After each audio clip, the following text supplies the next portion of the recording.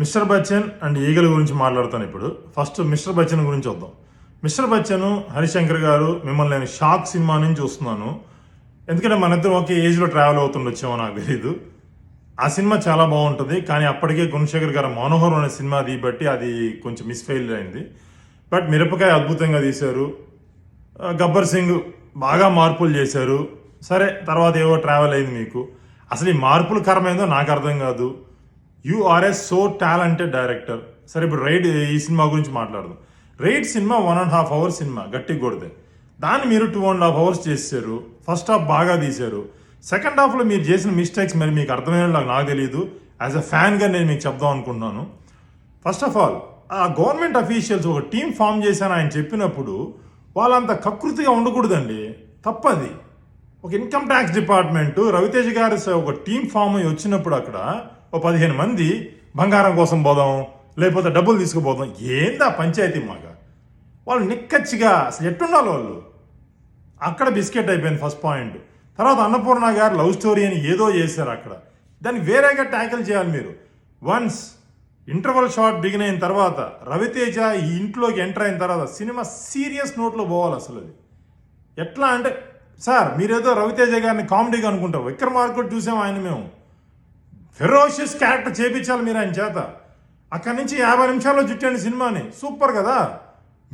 మీకు అనుకుని చమ్మక్ చంద్ర కామెడీ ఎవరికి కావాలండి ఆ కామెడీ? అసలు ఆ సినిమా స్టోరీ ఏంది? ఒక 45 నిమిషాలు కొట్టే ఇండియాస్ మోస్ట్ ట్రెజర్ హంట్ అనాలి, లేకపోతే ఇంకేమైనా అనాలా మీరు దాన్ని. రైడ్ అది అట్లాంటిది లేదు. 1980s జరిగింది, అది రియల్ స్టోరీ. అది దాన్ని ఏందో చేసేసారు. అసలు బిజీ చేసి పారేశారు. అదైతే బాగాలేదండి. మీరు నిజాయితీగా అక్కడ ఎఫర్ట్ పెట్టుంటే వేరే level. But my request is, అసలు వద్దు మనకి మార్పులను మీరు వేసుకునే స్థాయి కాదు మీది వేరే లెవెల్. మీరు కథ రాయండి, అద్భుతమైన డైరెక్టర్ మీరు. అసలు ఫస్ట్ హాఫ్ ఏంది, ఆ రొమాన్స్ ఏంది, ఆ స్టోరీ ఏంది, ఒక ప్యూర్. కానీ మీలో ఉన్న ఫైర్ని కరెక్ట్ ఎమోషన్లో పెట్టి తీయండి sir. You are the best director. Next Abhay Karthik Eagle. ఈరోజు నేను 2వ సారి చూసాను ఈ సినిమా. అసలు ఎక్కడ మిస్ఫైర్ అయిందిరా అని. ఎందుకంటే నువ్వు నాకు బాగా కుర్రోడు బాగా నచ్చుతావు. లైక్ ముందర సినిమాలు కొన్ని చూశాను నేను. అసలు ఈగలు 1 hour 45 minutes సూపర్గా అనిపించాయి. ఈరోజు కూడా ఎక్కడ మిస్ఫైర్ అయిందా అని చూస్తే నువ్వు 2 ఎమోషన్స్ని కలిపావు అబ్బాయి. దానికంటే ముందర మాట చెప్పాలి నీకు. నీలో ఉన్న ఎడిటరు నీ డైరెక్టర్ని డామినేట్ చేసేసాడు. ఎక్కడ పడితే అలా కత్తిరేసేసావు. మాకు అన్నీ ఉండవు అబ్బాయి. ఒక లవ్ ట్రాక్ ఉన్నప్పుడు మా మైండ్ ఆ లవ్ ట్రాక్లోనే ఉంటుంది. అక్కడ ఇది ఎక్కడ ఎండ్ అయిద్దా అని వెయిట్ చేస్తూ ఉంటాం. మధ్యలో కట్ చేసావు, వచ్చి టపక్ అని గన్ పేల్చావు. దాన్ని తట్టుకోలేదు. అసలు మరి ఎక్కడికి వచ్చాడు బాబు అని అర్థం కావట్లేదు. సరే, ఏడేదన్నా ఆ ఇంటర్వల్ ఏదో బరీగా జరిగిపోతుంది అనుకుంటే కట్ చేసి లవ్ ట్రాక్ వెళ్ళావు.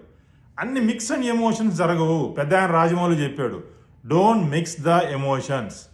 ఒక ఫుల్ ఫెరోషియస్లో ప్రేక్షకుడు ఒప్పుకుంటున్నాడు, వాడిని కొట్టాలంటే కొట్టే నువ్వు. దాన్ని కట్ చేసావో కృష్ణమందే జగద్గురువులో ఫెయిల్యూర్ అయింది. రాణా ఆడ కొట్టాలని పరిగెట్టుకుంటా పోతే ఏందేందో తీసాడు, సినిమా ఫ్లాప్ అయింది. ఒక ఎమోషన్ డీవియేట్ చేయొద్దు, ఓకే? కానీ నువ్వు సూపర్గా తీసావు. అసలు ఆ షార్ట్స్ ఏంటి స్వామి, మైండ్ బ్లోయింగ్ షార్ట్స్. అసలు షార్ట్ బై షార్ట్ చూస్తే it's beautiful movie. As a మూవీగా చూస్తే ఫెయిల్ అయింది. ఎందుకు ఫెయిల్ అయింది ఈ పాట నీకు చెప్పుండో చివరన్నా, చెప్పబోయింటే కనుక జస్ట్ గివింగ్ మై సజెషన్స్. లేదు, ఇదే కథను ఎవడికి చెప్పినా సరే ఒప్పుకొని సినిమా తీస్తాడు. నాకు చెప్పినా సరే నా దగ్గర అంత డబ్బులుండే సినిమా తీస్తా. లేదు, ఇట్లాంటి బడ్జెట్ ₹1 కోటి వస్తావా, నేనే తీస్తా సినిమా నీతో. Thank you.